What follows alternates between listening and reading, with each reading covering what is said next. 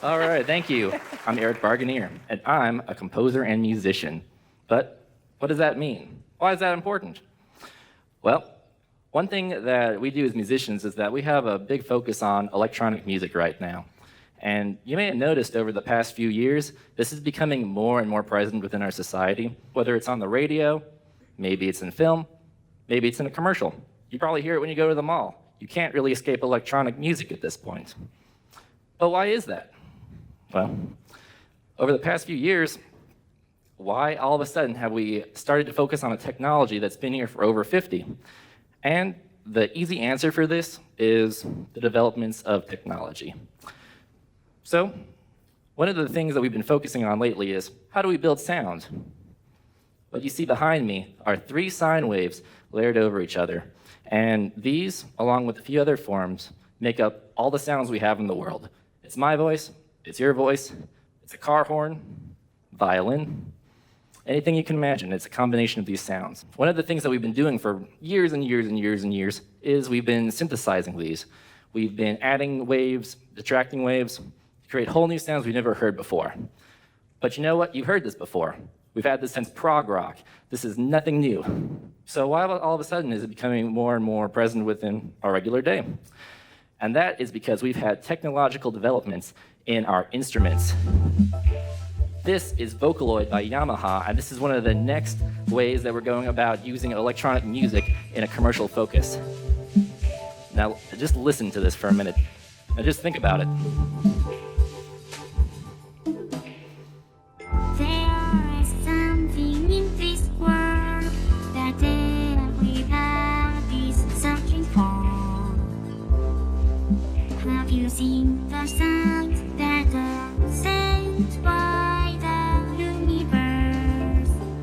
Sometimes they are hidden and hard to find. You get the point.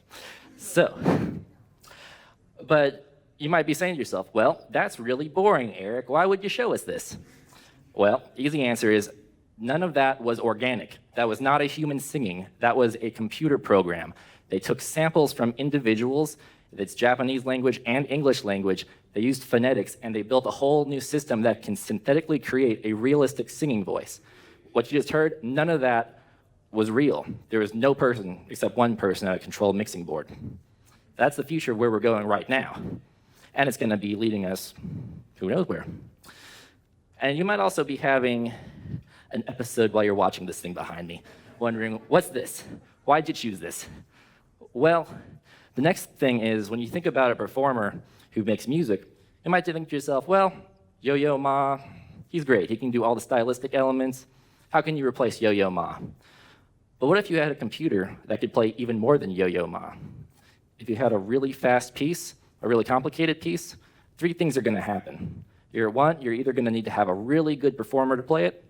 2, you're going to break your instrument. Or 3, you're going to fail, just bluntly speaking. But a computer cannot fail because it's a machine that is very, very precise. So one of the really cool things that's going on in composition right now is algorithmic music. And that's where this comes in. It's the Fibonacci series, and it's a fractal.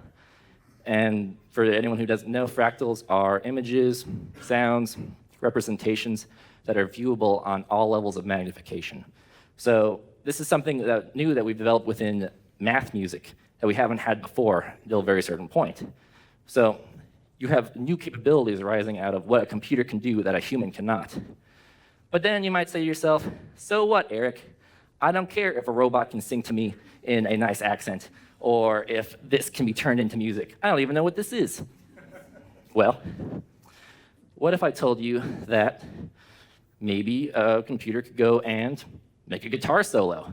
You might say, that's crazy. But it's not.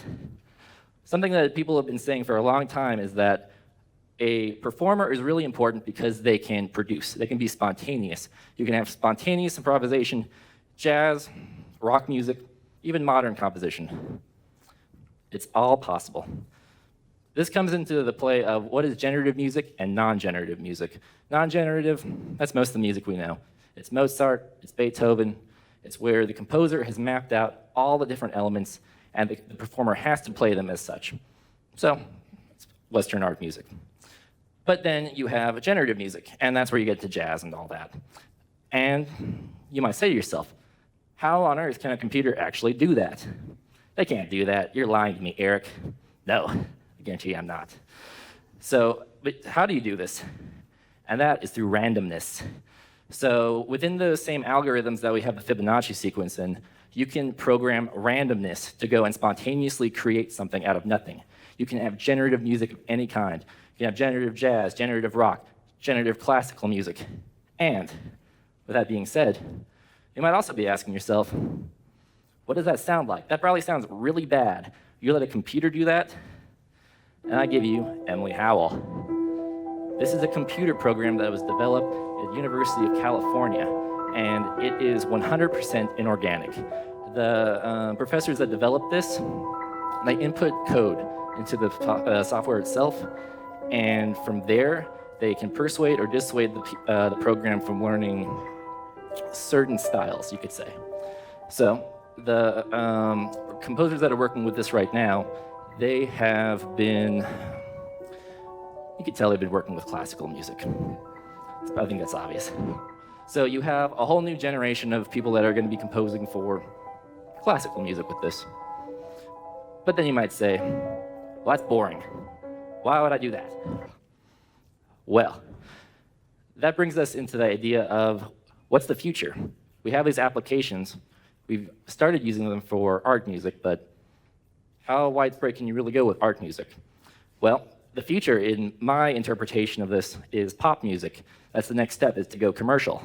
But what would that sound like? Instead of describing this to you and going on and on about what I think, I'd like to go and demonstrate for you instead. So I wrote a piece today, not today, a few days ago, and it is what I believe the future of pop music is. It was done on a program called Super Collider. It's all code-based, and it's all generative. I'm going to guide the computer in what it plays in certain rhythms, but it's going to create the notes itself, and it's going to create harmonies itself. So I have no control over this, and it's all the computer program. So the future may or may not sound like this.